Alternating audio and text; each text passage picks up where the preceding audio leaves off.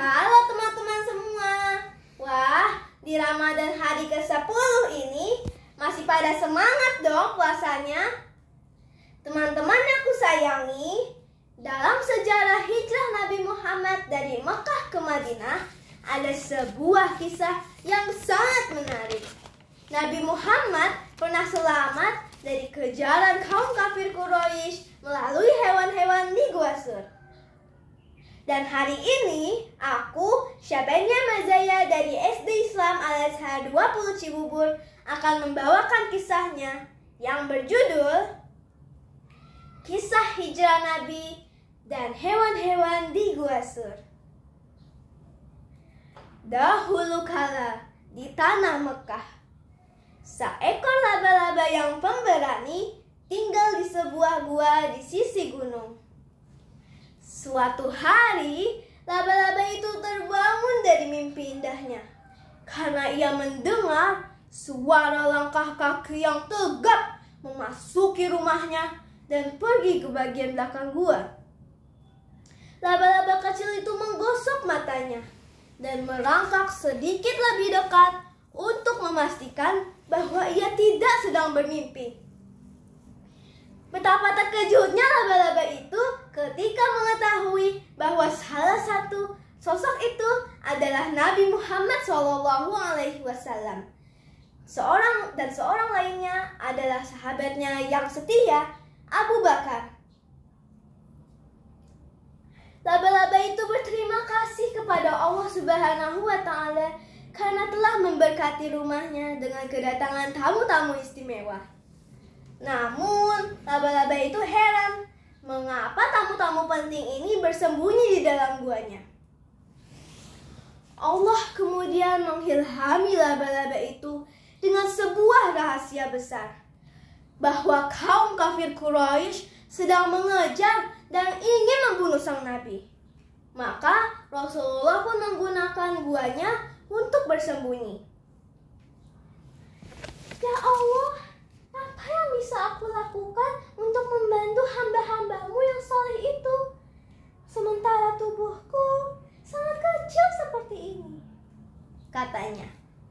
Setelah berdoa kepada Allah, laba-laba itu mengumpulkan semua kawan-kawannya untuk membantunya menenun jaring sutra yang tebal di pintu masuk gua. Saat tengah sibuk menenun jaring sutra, datanglah sekelompok merpati dan hinggap di pintu gua. Laba-laba bertanya akan maksud kedatangan mereka. Apakah gerangan yang membuatmu sampai kemari, wahai merpati? Apakah Allah juga memerintahkanmu untuk datang ke sini? Merpati itu pun mengangguk. Benar, laba-laba. Allah memerintahkanku untuk bersarang dan menaruh telur-telurku di pintu gua ini. Tak perlu waktu lama, kini pintu masuk Gua Sur dipenuhi oleh sarang laba-laba dan sarang beserta telur-telur melung merpati.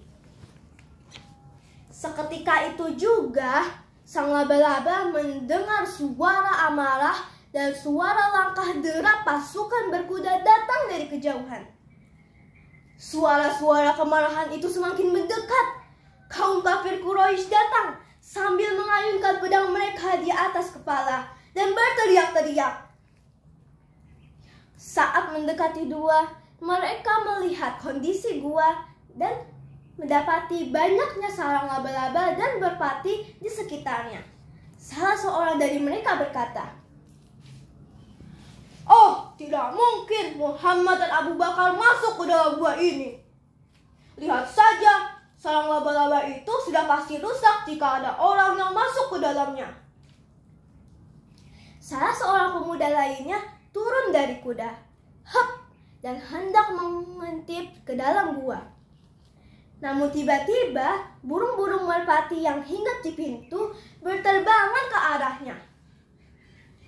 Pemuda itu pun berkata, "Jika ada orang di dalam gua ini, maka burung-burung merpati itu sudah lama bubar, bukan? Telur-telurnya bahkan masih utuh."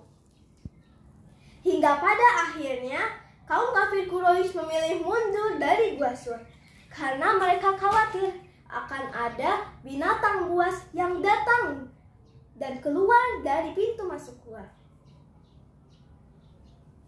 Teman-teman, hikmah yang tersirat dalam kisah ini tersebut dalam surat Al-Anfal ayat 30 yang berbunyi, "Dan ingatlah ketika kaum kafir Quraisy memikirkan kaum tipu daya terhadapmu Muhammad untuk menangkap dan membunuhmu atau mengusirmu.